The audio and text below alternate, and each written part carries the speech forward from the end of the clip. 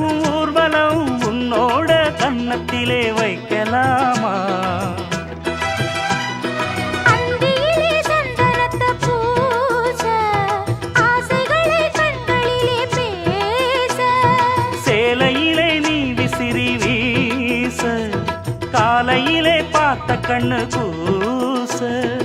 என்ன சுகமோ எப்ப வருமோ என்னென்னவோ பண்ணுதையா ஆசை.